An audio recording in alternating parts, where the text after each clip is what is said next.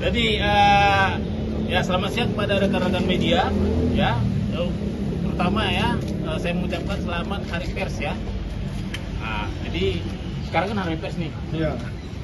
Ini sekaligus membuktikan bahwa keterbukaan informasi juga dambaan dari insan pers. Bagaimana perjuangan ini adalah buktinya bahwa perslah yang menjadi corong kita ke publik menyampaikan ini. Ya, jadi terima kasih sudah hadir. Ya, saya juga mengucapkan terima kasih buat pemerhati demokrasi, juga keterbukaan informasi, dan terutama untuk masyarakat Indonesia yang selama ini mungkin mohon maaf kata ya kalau saya salah. Yang menurut saya sekarang ada tiga masyarakat Indonesia terbelah tiga ya. Pertama, orang yang percaya bahwa ijazah beliau ada dan asli, dan orang yang ragu-ragu, serta yang ketiga adalah orang yang tidak percaya. Nah, selama ini kita dijebak pada situasi sudah ranah keyakinan, bukan ranah ilmiah. Nah, dengan adanya ini ya, pada inti kita mencoba menawarkan suatu pendekatan baru, yaitu pendekatan fakta empiris. Karena saya peneliti, inilah hasil fakta empiris itu. Jadi saya harap masyarakat yang terbelah, yang tadi tiga itu, kembali ke jadi masyarakat ilmiah yang mari melihat ini semua sebagai alat sah untuk diteliti. Ya, ini tentunya sama-sama kita tahu bahwa proses ini kita mulai sejak 3 Agustus yang lalu dengan proses yang panjang dari awal permintaan informasi, lalu KPU mengeluarkan keputusan 731 untuk mengatakan bahwa informasi saya ditolak karena melanggar keputusan KPU 731. Setelah itu publik marah. Setelah publik marah, DPR juga ikut marah, Komisi 2 ikut memanggil mereka. Lalu setelah itu saya juga mengirimkan keberatan, dan keberatan saya itu dijawab dengan dicabutnya keputusan 731 dan disertai dengan diserahkan juga yang 2 ini, tapi ya dengan 9 item yang disembunyikan. Ya. Nah, lantas saya tidak puas, 9 item itu harus dibuka karena ini dalam rangka demokrasi, yaitu jendela keterbukaan informasi. Akhirnya saya sidang sengketakan di Komisi Informasi Publik, dan sampai 6 kali sidang ya sejak November ya. Akhirnya keputusan KIP mengatakan bahwa saya menang. Permintaan saya membuka 9 item diterima. Setelah itu KPU dikasih kesempatan untuk banding ke petun, dan itu yang ternyata KPU cukup bijak, tidak mau menggunakan uang rakyat untuk melawan rakyat. Ya, dengan kata lain, terima kasih KPU ya. Artinya memang ini buktinya bahwa tak sempat saya simpan ini, selalu langsung saya kasih ke publik. Nah, dengan begitu ya, mengapa intinya inti acara kita ini adalah menerima salinan resmi fotokopi ijazah ya. Ini saya fotokopi ijazah terlegalisir berwarna tanpa sensor. Menyambung kata Bang Mike tadi, inilah data ijazah pertama dari pintu depan KPU. Meskipun saya tahu, saya teliti banyak ijazah yang dari pintu belakang yang beredar ya. Nah, ini nanti akan kita teliti, tujuannya peneliti, mohon kita dibantu ya Pak publik. Isu ijazah ini kan sudah memecah kita jadi 3 kubu tadi. Nanti mari kita di medsos, di mana-mana kasih data yang benar. Ya. Yang pasti jangan sampai kita menjadi fitnah.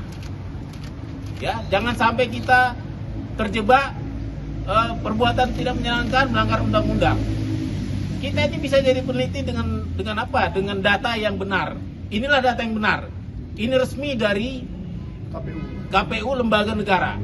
Meskipun kan harus ingat bahwa ini memang benar data sekunder, tapi ini belum teruji secara klarifikasi maupun autentikasi. Artinya ini masih asumsi. Jadi mari kita meneliti dengan bijak. Artinya kalaupun nanti ini kita temukan benar atau salah, kita masih butuh yang namanya yang fisiknya, sumber fisik dari fotokopi ini. Ya, jadi dari sini ya saya catat kita ini bisa, ini ada kelebihan dan kekurangannya dari fisik asli fotokopinya. Yang pasti yang kita minta ini kan untuk fotokopi terlegalisir 5 tahun, 5 periode, 2005, 2010, 2012, 2014, 2019. Yang ini baru 2. Nah, yang mengikuti sepanjang zaman itu adalah legalisir ini. Ini selalu identik membawa jejak-jejak administrasi. Ya, bagaimana ini keluar ini nggak sembarangan. Ini pasti ada sebuah proses administrasi di baliknya. Itu bisa kita mintakan juga ke UGM. Dimulai dari siapa yang meminta, siapa yang melegesnya, siapa yang ya KPU yang memverifikasi administrasi. Ya, itu bisa bisa jadi verifikasi validasi dokumen 5 dokumen tadi. Berikutnya kesamaannya ini dengan yang sumber fotokopinya. Saya bilang sumber fotokopi ya, saya belum berani bilang itu asli ya. Sumber fotokopinya, katakanlah asumsinya itu asli ya, adalah semogalah informasi ini ya. Jadi bayangkan bahwa dulu ada alih media, informasi ini alih media dari yang aslinya, katakan aslinya, analognya ke fotokopi. Artinya 100% informasi ini sudah pindah. Misalnya nama, logo, foto, tanggal lahir ya kan, tanda tangan, ini sudah 100% pindah alih media dan 100% bisa dipertanggungjawabkan jika ada yang ingin menelitinya. Misalnya tanda tangan tuh bisa teliti mungkin nanti netizen ada yang ahli tanda tangan yang punya kebetulan dulu meleges pas di tanggal ini. Kan bisa dicek ini tanda tangannya gimana. Seperti Bang Mike tadi juga, ini kan agak beda posisinya, kok geser ya kan. Nah ini juga agak geser ini dengan data-data yang pernah ada. Nah itu juga nanti akan bisa kita teliti ya. Dan juga misalnya ada foto ya, foto juga kita bisa teliti, tapi khusus untuk foto dan materai ini hati-hati. Karena apa? Foto dan ini tidak mengandung warna ya, walaupun katanya ini foto hitam putih, tapi mungkin kalau foto aslinya agak beda juga, nggak harus hitam putih selalu, tapi materai juga itu kan berwarna.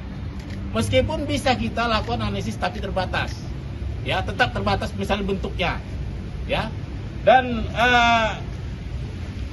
seperti misalnya juga yang kita tidak bisa, kekurangan kita adalah kita tidak bisa uji dokumen fisik, uji forensik ya. Kita tidak bisa uji usia kertas, kita tidak bisa uji usia tinta ya.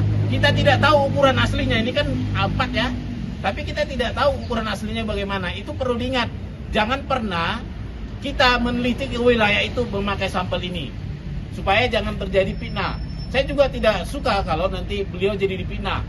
Memang benar kita publik, tapi tentu kita juga harus punya batas ya, mana yang namanya meneliti dokumen publik, mana namanya melewati batas privasi.